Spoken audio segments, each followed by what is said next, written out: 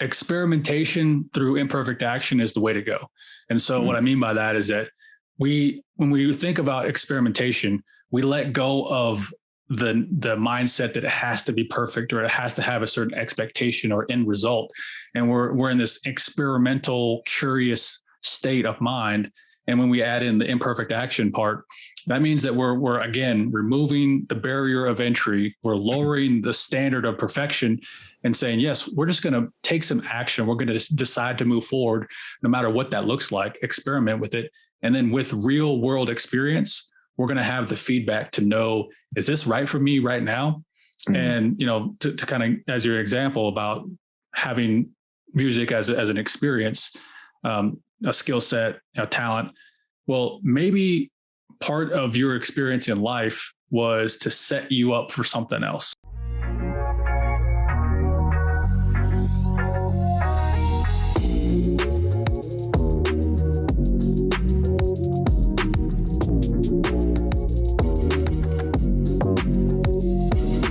Let's get passionate today. I think we're going to do a great job.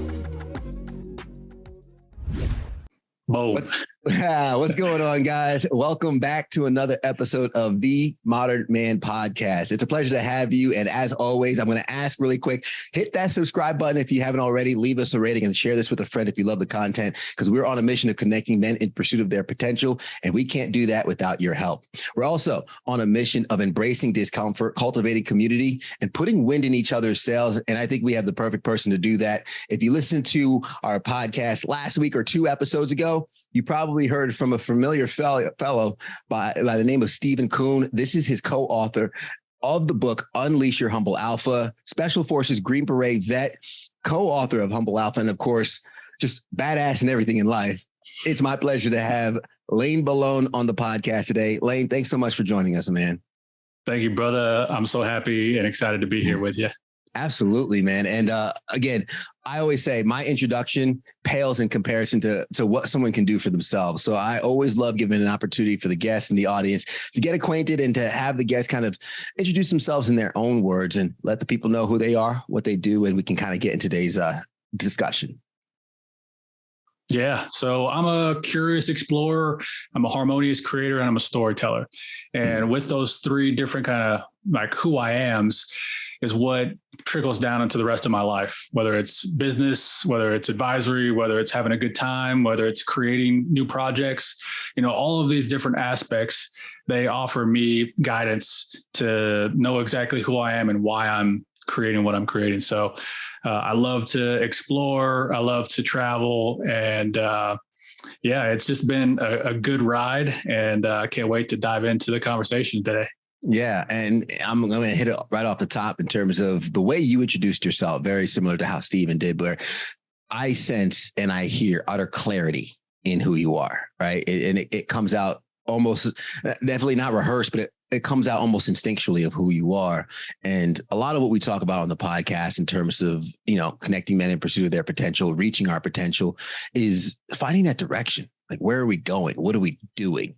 What's that process like? And I know it's covered in the book, Unleash Your Humble Alpha, in terms of really peeling back the layers for us and figure out who we are. Because I think we spend so much of our lives being prescribed a definition, right? You're a student through school, you're an athlete, a football player, you know, and you have these labels put on you. And even people, when they introduce themselves, hey, who are you? What do you do? Tell me about yourself. They go straight to their job, right? So that process of fully identifying who you are, not what you do, could be daunting for some people. So what does that look like? And how does that road kind of unravel over time? Yeah. So when I look at it, there's 2 like main things happening. There's one, we're deprogramming what we should be, who we should be, what people have told us that we should do in life, whether that's a certain kind of career, a certain job, or a certain goal that you should have for yourself. We deconstruct and start to remove all of that programming because, you know, we won't dive too deep into it, but, you know, the biology of it is that the first 7 years, we're in this theta brainwave state and we're just receiving information like a sponge. And whatever our parents, teachers, people around us are telling us who we should be, like we're soaking that in and we're basically laying the foundation of our truth for the rest of our lives until we become aware that this effect happens. And so we're deconstructing that aspect. And in the first section of the book, we talk about we decide who we are. And from the same thing, this is happening to where we're deconstructing and letting go of the old programming. We're fully deciding who we want to become, who we are deciding to be. And getting really clear on that, definitely takes a journey. And in the book, we describe a process of looking at your past, the things that make you happy, the things that bring you joy, the things that you feel like, man, this is like the thing that I was like born to do. And coupling it with things that you're really, really good at, things that you're really talented at, things that you're really skillful at. And also, things that people tell you that you're really good at that you might not even really comprehend or like are aware of until like someone tells you. And then you think about it, like, oh, actually I'm pretty good at that. I never thought of that. Like, because it's so ingrained in who you are. And so we kind of deconstruct those two aspects. And then with that clarity, then we're able to move forward and decide how we're going to interact in the world, otherwise, looking at relationship with people outside of yourself. And so, that's the foundation of moving forward with clarity. And, it definitely is a journey, but once you start it, then you start to build momentum, and then you get people around you, and it just keeps going from there.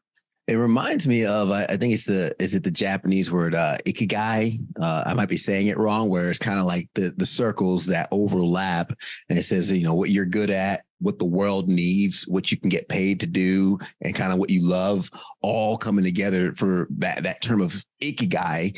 I hope I'm saying it correctly. That's kind of the magic that so many of us try and find. What about those who and it's actually funny, we had this topic on a previous episode about, skill versus talent and whatnot. So what about those who, let's say, musically inclined, first 7 years of their lives, they had piano teacher, they were taught music theory and whatnot.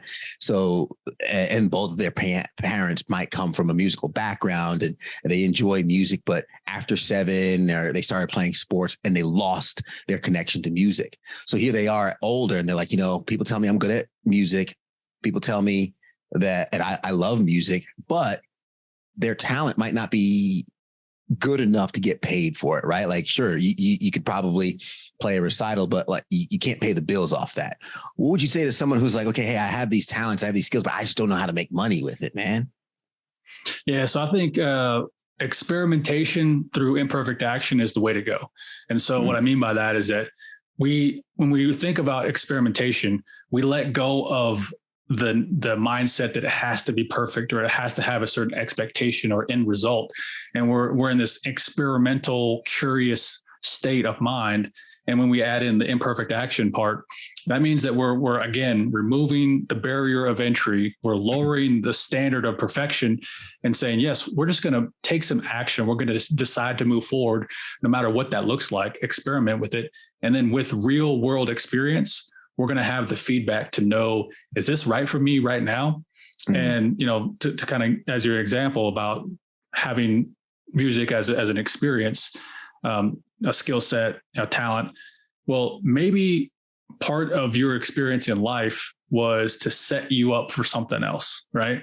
And so what I mean by that is that maybe what you learned in music wasn't to, play the sax whenever you're 35 years old. Yeah. Maybe it was to tap into that musical flow, that dance, that symphony that you learned, whenever you were in music school or playing music, that you can take that same essence of creating melody, creating rhythm, creating this flow that is music, and applying the musical essence to something that is more relevant to your life today.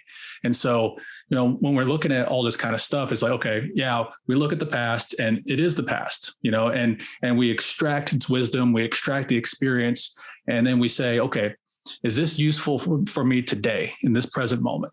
And if it's not, then, okay, maybe ask yourself, how is this going to offer me wisdom? How is this going to offer me a perspective for what I'm really gelling with in this present moment, today? So that's what that's the framework that I would shift, for someone thinking that, how do I turn it into money, or what, I have to find out with my experience and align that feeling within to say, yeah, this is definitely something I want to explore and experiment more with. Yeah, no, that's amazing. And it reminds me of this magician by the name, I think, Shim Lim. And he had this amazing act, and it was one of those very captivating acts. And they said, how'd you get so good? Like, what's your background? And he was a pianist, and he started getting arthritis, and he couldn't quite play piano the way that he played, but his sleight of hand and his dexterity with his fingers allowed him to be this amazing magician, where his path he thought was going to be a pianist and piano player completely was derailed. But to your point, he took that essence, he took the skill with his finger, and he used his whole act with a musical background, and he doesn't speak.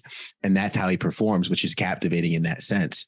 A lot of what you do is you help unleash and unlock that optimal performance, right? Unleash your humble alpha, something that in the book you mentioned is really within all of us, right? It's about unleashing it, right? It's not finding it, it's not curating it.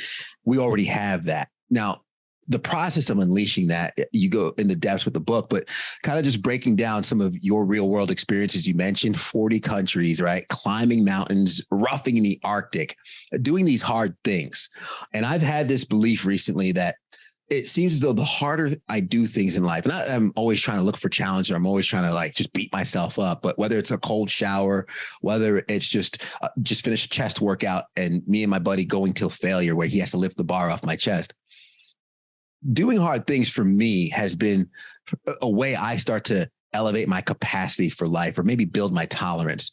How has that real world experience for you maybe helped unlock some of your optimal performance? And is that something that a lot of us should maybe tap into a little bit more? Yeah, I think all of us as men, especially, should seek a certain level of challenge. But on the other side of it, we should receive the challenges that we've already been given, right? Mm-hmm. And so there's a point of, yes, let me go out and get challenged. Let me plan a very difficult hike, a climb in the mountain, and XYZ. But also, let's just take a look around our lives and say, what the hell is actually challenging me right now? Take an honest look and say, okay, well, I'm actually, I'm navigating my career, I'm navigating this relationship, I'm navigating this friendship. These could be very challenging things. And, in my experience, being able to look at that challenge and receive it as life giving you a gift, that as you navigate this difficult challenge, whether it's a relationship, career, situation, circumstance, whatever it is, that you're like, oh, okay, let me just hit this challenge head on and not avoid it, not try to solve the problem by doing something else. Like as an example for financial things, right? So if you have a financial problem or a certain financial situation, don't try to go do something else to try to fix this thing that's right in front of you. Navigate the situation head on, this challenge head on, and then say, okay, this right here is offering me a gift of liberation. It's offering me a gift of freedom, because I'm going to no longer be bound by this difficult challenge. Because life is this, really beautiful, dance to where if we don't receive the challenge and we don't see it, it's going to keep building. It's going to keep cyclically happening over and over and over. Mm-hmm. As an example, relationships are probably the easiest, example is that if you have a certain kind of girl, that you're like, okay, this is the kind of girl I like, but it seems to be the not the kind of right girl. Yeah. But then you keep getting that in that same kind of relationship. It's just a different woman, right? We're going to keep on having that experience until we say, oh, wait a second. This is, you know what? I think I need to take a look at this. Right. And so, just by simply looking around and receiving the challenges that we've already been given, and know that those are absolute gifts from life for our liberation as we move through it, as we navigate through it. Yeah. I mean, that reminds me, I think there's a soundbite I heard by Jordan Peterson talking about, for most people, they just need to sit down in a dark room, meditate on what's the one thing they're doing that if they stop doing will excel them in life. And he goes, if you meditate on it, you'll get your answer, and it won't be one that you like or want to hear. Yeah. And that's how you know it's the right one. Oh, yeah. But sometimes those are the challenges in life that we're avoiding. But when we face that could push us forward leaps and bounds, or have infinite growth in our lives. What does optimal performance look like? If someone's listening and they're thinking, okay, optimal performance, sure, we might see that any given Sunday, we might see that Monday Night Football or in the Olympics, but I feel like that makes it seem almost unattainable when we highlight optimal performance to just quote unquote those world-class athletes or some of the best in the world. When you talk about something that we each have and something that we can unleash within us, it begs the question, what does it look like to witness somebody operating in optimal performance? Yeah. So for me, the answer is kind of simple, is that you're just optimally performing as yourself. And so that's the journey for everybody, is that we're understanding ourselves as we move forward in life. And if we tap into that question is like, who am I? And we start to answer that with clarity, and then we start to take action with that clarity, then we're going to start seeing results of like, damn, I'm like really myself and I'm like really good at it. Right. and it's not like we're doing a sport or doing some kind of other skill set, but it's like the moment that we switch optimal performance of trying to be somebody else to actually just be in myself, then everything shifts. We start to find this beautiful flow, this beautiful dance with life, to where we're just crushing it because we're doing everything that we love to do. And sometimes that means pushing the boundaries, meeting challenge and resistance. And also on the other side, it's the super ease. It's the frictionless. It's the path of least resistance. Mm-hmm. And so we navigate both of those sides of ourselves that, part of us wants things to be pretty easy, but then part of us wants, that good challenge or that resistance, because they offer us different things, especially for men, when we're talking about directionality and purpose, that's one of the biggest things for us, is that we provide direction and purpose, not only for ourselves, but for our family, for, our, significant others, if we have them. Yeah. And that's the kind of energy that we bring to the partnership. And it doesn't mean that we can't dance and following or being open to a new path or anything like that. But definitely, our role as men and the masculine energy is directionality. And the more that we trust ourselves and we're able to really just move forward with imperfect action, then we're able to find that clarity, find that directionality, and then just be that source for people around you. Yeah. I could tell you and Stephen wrote this book together because we're kind of leaning into, he harped last week at the previous episode on certainty, right? Certainty. And you kind of said, know ourselves and move forward. And here's the thing with imperfect action. And we've spoken before on the podcast, someone speaking about leadership, saying, a lot of people think leadership is, where you're going. And he's like, no, leadership is being the first one out there, taking all the arrows, right? Or the road not taken. You're the one taking all the thorns on the path on your way to where you think is the direction, where you're sure you're pulled to go, but doesn't necessarily mean that your path is clear in front of you. You might have to take some hits along the way. How do we know if we're fighting the resistance of life, the universe telling us, no, that's not it? Or how do we know if we're kind of just going through the growing pains, right? If we're on the right path, but just since we're taking a road less taken, there's just some thorns and some brush that we need to get through. Yeah. So the first part of the question, if something keeps bumping into us, like situation, circumstance, again, the kind of relationship example, but basically it just keeps on like rearing its ugly head at us. And we get frustrated with it because why, we ask ourselves, why does this keep happening? Why does this keep happening?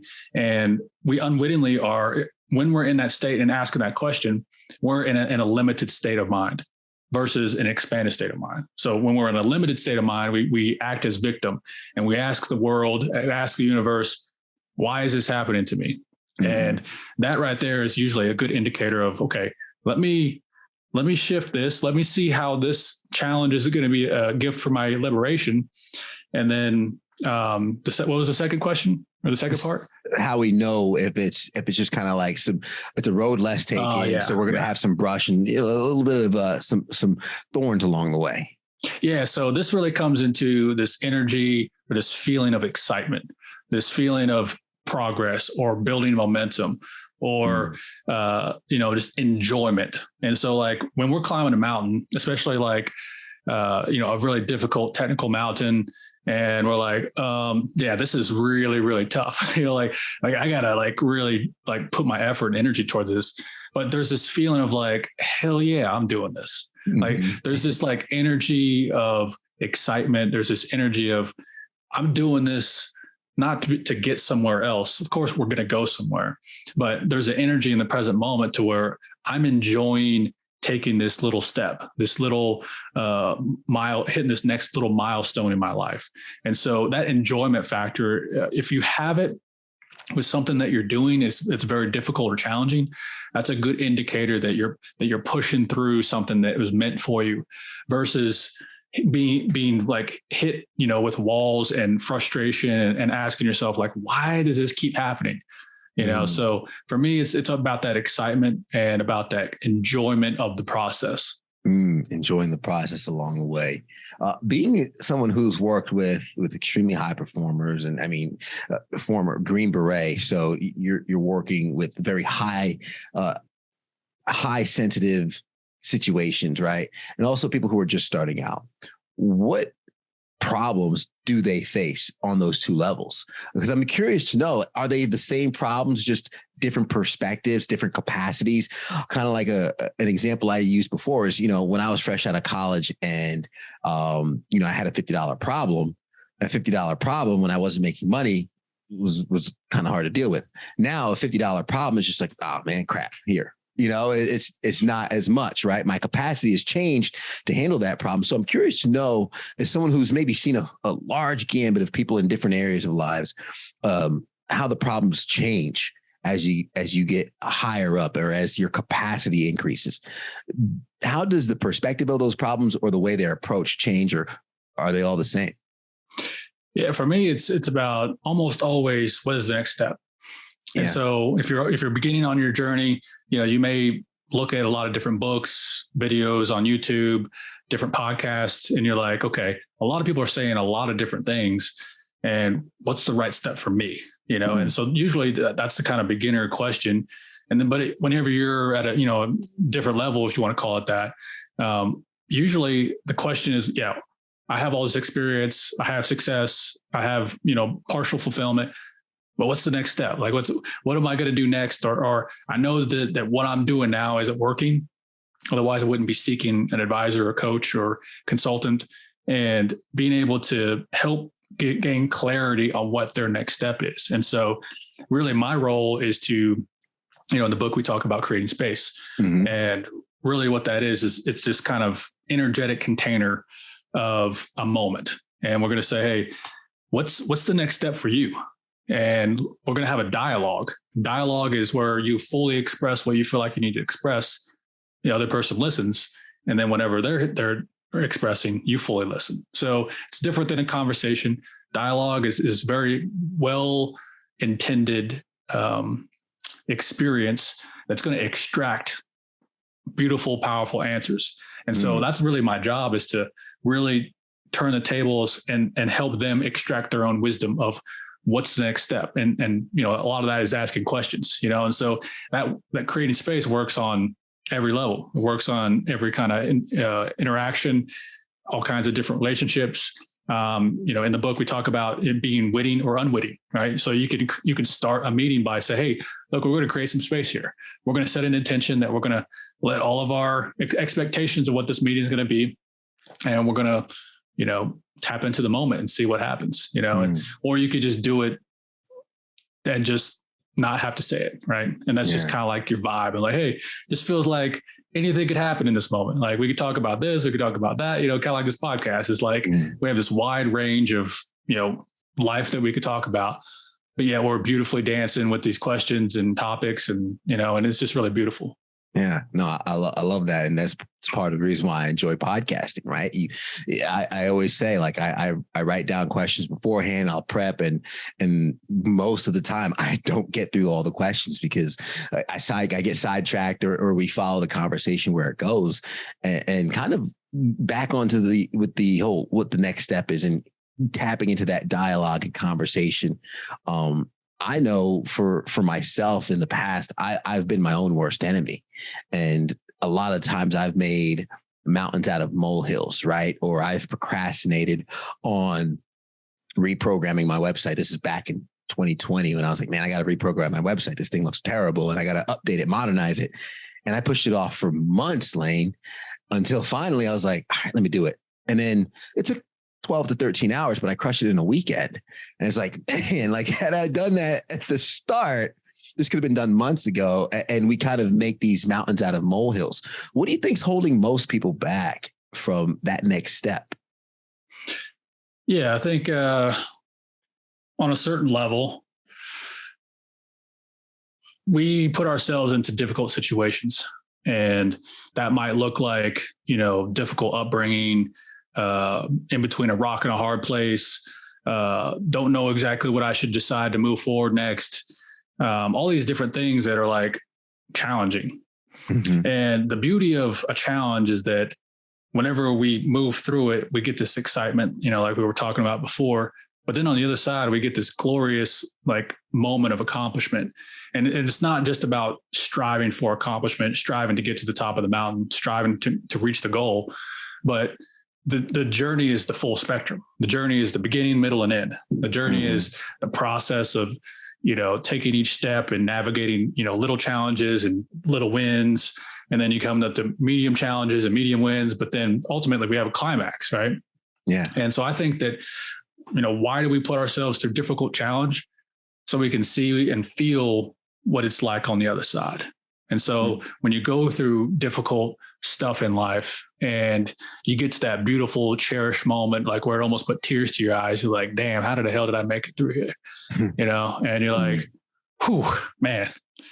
And that feeling of just like, you can't replicate it. You can't make it up. Like you have to go through real life to get to that, because all these little micro experiences of challenge and frustration and like, why the hell is this not working? And like, you should be moving faster, all these kind of like thoughts that we have during the journey. Yeah. But then whenever we get to reach these milestones, as long as we're able to be present and cherish it, and we're like, damn, okay, that's why I did all that hard shit. Yeah. Kind of like, the end of Shoe Dog. Great book when, overnight the guy goes from, his business just breaking even to public, and he's multi-millionaire. And he said, he lays his head down, and one of those feelings he can only express or describe it as is regret, because he wishes he could do it all over again. Yeah, right. Like here, you made it. Like you went to bed, woke up worth hundreds of millions of dollars with your company, but the first thought is, I wish I could do it all over again. So, before we get to the next thing, I just want to share.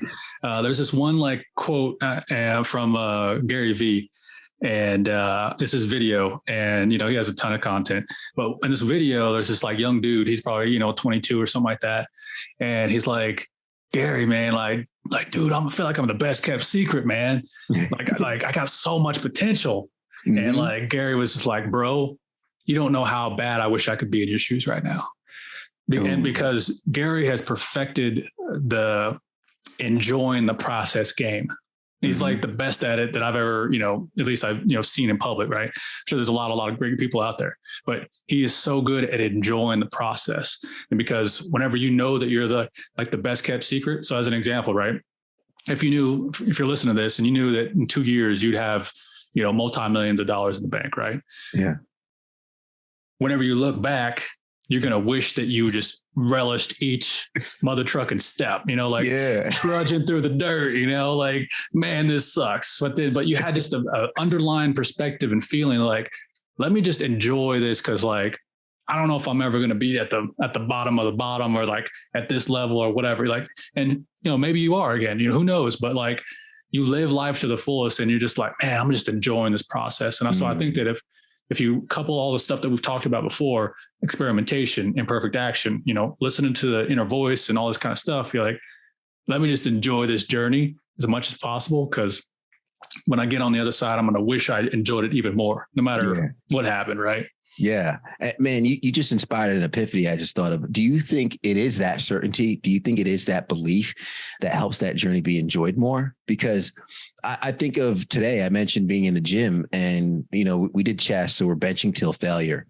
And, being somebody who personally does take failure hard, and I work on it as much as I can. I try and get more comfortable with failures are going to happen, but I don't get upset when I fail at the gym, because to me, I know the fact that I got to failure, I pushed my body to the limit. And I know when my buddy helps me rack that bar, maybe not next week, maybe not 2 weeks from now, but 4 to 8 weeks, I can get that, because the process to me is proven, right? You pick something's heavy, you go to your capacity. When you get to your limit, somebody helps you.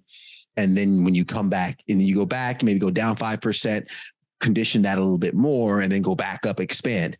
So because I understand the science behind that, and I'm confident in this, in the outcome being success, I'm okay with the failure along the way. And as a matter of fact, I laugh at how much it hurt. I laugh like, yo, bro, man, I would have dropped it on my face if you weren't there. And I could relish that, because I'm certain in the outcome, right? I'm certain that, okay, I didn't lift it today, but maybe not tomorrow, but one day I know I can, or I know even in me not lifting it, I did get stronger. So do you think that, I guess, when we talk about the journey for anyone who's on that entrepreneurial side, right? Because it's not as clear cut, it's not as quote unquote guaranteed, but when you have that certainty and belief, you think that maybe makes that journey, those setbacks, maybe a little bit more tolerable, knowing that you're still heading towards that goal? Yeah, I think for me, it's about embodiment of presence. And for anybody that's watched The Last Dance, the Michael Jordan story, such an incredible docuseries, that just like has so much wisdom of like greatness and getting after it. But there's this one part, I can't remember which episode, but someone, one of the commentators said, like, what the secret that Michael Jordan had? Presence. That everywhere he was at, he was exactly there, nowhere else.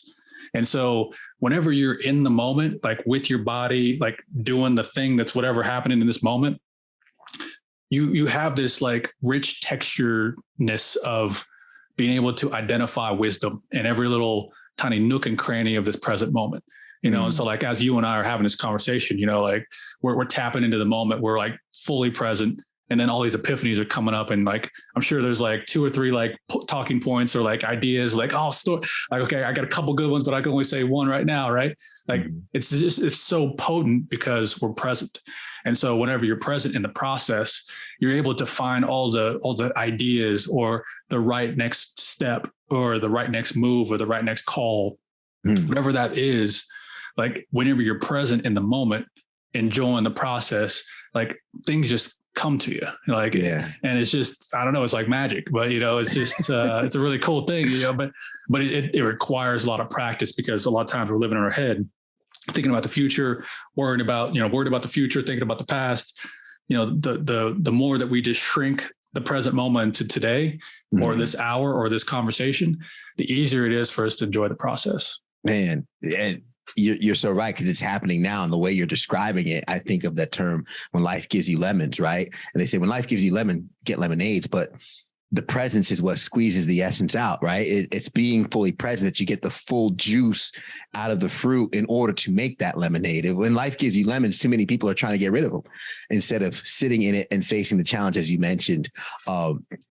Amazing advice. And I'm curious to ask is, I'm sure a lot of people look to you for help, advice, or maybe finding out what's missing in their lives. What's some of the best advice that you might have received, that you've gotten, that helped you immensely? Yeah, for me, I think the biggest thing for me is trusting myself and taking the next step. Because when I look back at my life, like every major milestone, like I made a huge decision, trusting myself, stepping into the unknown, So like when I joined Special Forces, like I was a dude that had no, right. Or like I wasn't a grunt. I wasn't a hardcore dude. Like I was an intelligence analyst in the Army. Yeah. I had no idea what Special Forces was. I didn't know how hard it was, but I just tried out and made it and went for it and got it. Right. Same thing with my spiritual journey. Like I stumbled across it and it just kind of came to me. And then I just started taking the steps, and I had no idea what I was doing, but I just trusted myself and followed my intuition. Even if I was going into a deep unknown or like felt like I was overwhelmingly over my head, But just this fundamental trusting myself and just taking this next step, and, the sage advice, I can't remember exactly if it's the Tao or the Tao Te Ching or whatever, but, the journey begins with one small step, and it's just, if you just take one small step every hour, every day, being present, enjoying the process, then it's just, life becomes very simple, and it removes the pedestalness of like, I got to really hone in on my perfect purpose and I got to have this strategic life plan. And yeah, there's times for that, and we get that feeling inside. It's like, yeah, I got a feeling that like this thing is like, it's going to be there, like it's like I'm on my way there. Like I just got this feeling, but we don't know exactly how we're going to get there. And that's the beauty of the journey, is that, as long as we're present, as long as we're taking imperfect action, playing, the experimental, curious game and enjoying the ride as much as possible, then it doesn't matter if it takes you 2 years or 5 years to get there, if you're enjoying the ride, Yeah, no, absolutely. And it's a saying I've been using for the past few years. And I've been saying, it's like the smell of rain before you feel the first drop. Right. Like, and I've been saying it because I literally was feeling that. I'm like, I'm almost there. Like I could smell the rain, but I can't feel the drops yet. Now I've been saying this for years. And I literally told my wife last week, I'm like, I've been smelling this rain for years. I'm waiting to get wet. Like I'm ready for I'm ready for the rain to come. But that process of like, man, I know it's coming. I know it's coming. I know it's coming. And I'm staying true to, following these steps. And as the fruits end up growing or coming out, she was quick to respond. She's like, well, baby, maybe it's not rain. Maybe you're bamboo. Right. and for anybody that doesn't know, bamboo, you plant it and it takes years before it sprouts. But when it does, it can grow rapidly. So I have one more question, but before I ask that, I want folks to definitely unleash your Humble Alpha if they haven't done so already. I want to make sure folks know how to connect with you, follow you, get some of your content, and learn more about the Humble Alpha program that you and Stephen have created. So Lane, I'd love for you to drop the links, any accounts, socials that they should follow. What's the best way to connect with you, man? Yeah. So for Humble Alpha stuff, you can just generally go to humblealpha.com. If you're looking at the book, you can look it up on Amazon, iTunes, or Audible. You can find out a little bit more about the book, humblealpha.com/book. If you're a business owner looking to level up and scale and grow your business, we have advisory. You can look it up on humblealpha.com/advisory. And then if you want to connect with me personally, I'm on Instagram a lot at Increase Freedom, and also on Facebook. You can just look up my name, Lane Belone. And also, if you want to find out more about what I'm up to outside of Humble Alpha, lanebelone.com, and you'll find a couple of cool things that I'm up to. So keep that updated with new content and really cool stuff. No, I love it, man. And I'll have those links in the show notes. And man, I don't know how you do it all, but definitely follow my man to figure out some tips on how to do it. Lane, man, thank you so much. And the last question, it's a heavy one that I usually ask the guests towards the end of the episode. And it's just, what's something that has happened in your life that shifted or changed the way you view the world as a man? Something you've seen, something that's happened, maybe something that was told to you? I think probably one of the most profound things was growing up without a father, and my whole entire upbringing. I had different kind of mentors, coaches, and people around me in Boy Scouts, sports, and stuff like that. And so for me, what that offered me was the ability to identify healthy masculine leadership, because when we're growing up, like our dad is like the masculine dude, like he's our leader, he's, everything. Right. Mm-hmm. But if you don't have that, then you have to do a harder job of seeking that healthy masculine leadership. And so what that offered me was I sought the best of the best, so to speak, in different kinds of organizations, in the military, business, spiritual, all this stuff. So now that's, ingrained in me to, be able to just unwittingly or just really easily just identify like, oh, that's healthy masculine leadership right there. Yeah. And so with all of that experience throughout my whole life, along with Stephen and I, we just put together the best of the, the leadership, stuff that we could put together based on our own experience. So, so for me, that's probably the biggest masculine leadership kind of lesson learned from me. Yeah, absolutely. I appreciate that. I was going to ask, what does healthy masculine leadership look like? But I imagine you have a lot of that detailed here in the book. So I do want to leave something for the audience to go after and seek themselves for that gratification of doing the work to dig for their own treasure. But Lane, this has been amazing. I know a lot of folks got a lot of value from this, and I'm even going to recap some of the gems that you left along the way for anybody that might have been cleaning, driving, riding their bikes while listening. First, we appreciate the attention and the time, and please keep your eyes on the road. Recapping, who am I? Who I am. Starting with that clarity from the get-go, right? A lot of us don't do the work to really peel back the layers and identify who we are. And the second half you mentioned, Lane, was how I interact with the world, right? Not only who we are, but how we show up each and every single day. And that process of tapping into our potential, tapping into our skills, our talents, and maybe even to who we can become is that experimentation through imperfect action. I'm one of those people that wait for things to be perfect before starting. And that has caused me a lot to miss out on a lot of opportunities. And some of the best things that I have now has been through me just trying it out, just going for it and making the mistakes along the way, taking the essence of some of what you might have learned and translating that into something else. So many of us think that skills are not transferable. I'm here to tell you that they are. And then receive the challenge. I talk all the time about adding challenge to your life or seeking challenge in order to elevate yourself. But how many of us are doing that while ignoring the challenges that are right in front of us? And life can be hard enough on its own. So why make it harder if we already have challenges that we're neglecting? And then perform as yourself, direction and purpose. I wrote a lot of notes, dialogue versus conversation, understanding the difference between the two.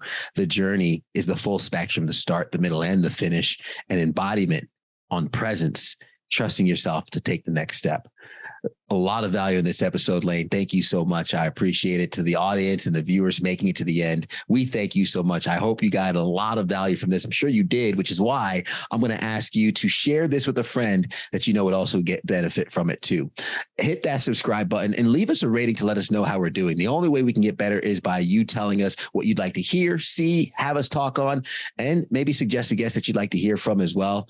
And as always, guys, make sure you hit that subscribe button to check out a new episode each and every single week. We appreciate you. And as we say at the end of the episode, everybody wants the sunshine, but they don't want the rain. But you can't get the pleasure without first the pain. Let's grow.